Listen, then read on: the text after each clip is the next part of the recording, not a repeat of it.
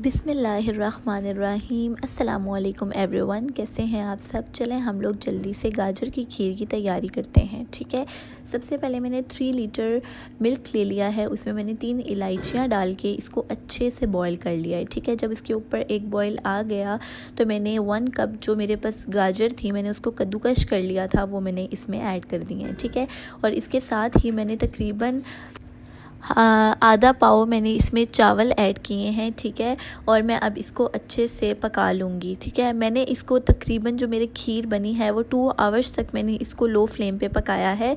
यहाँ पे आप देख सकते हैं कि ये काफ़ी देर तक पकने के बाद मैंने इसमें जो जितने भी ड्राई फ्रूट्स थे मेरी पसंद के वो मैंने इसमें ऐड कर दिए हैं, और मैंने इसमें चीनी अपने हिसाब से ऐड कर ली है।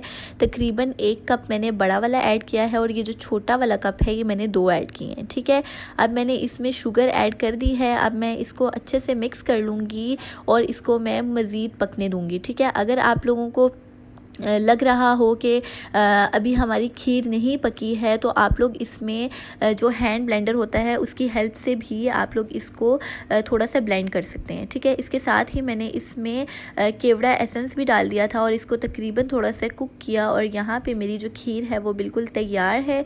इसको मैंने आलमंड्स के साथ गार्निश किया है और ये बहुत मज़े की बनी थी। आप लोगों को भी ये रेसिपी बहुत ज़्यादा पसंद आएगी।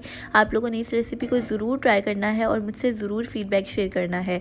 और अगर आप लोगों ने अभी तक मेरे चैनल को सब्सक्राइब नहीं किया तो जल्दी से सब्सक्राइब कर लें। Thank you for watching. Like, subscribe and share with your friends and family, and don't forget to hit the bell icon.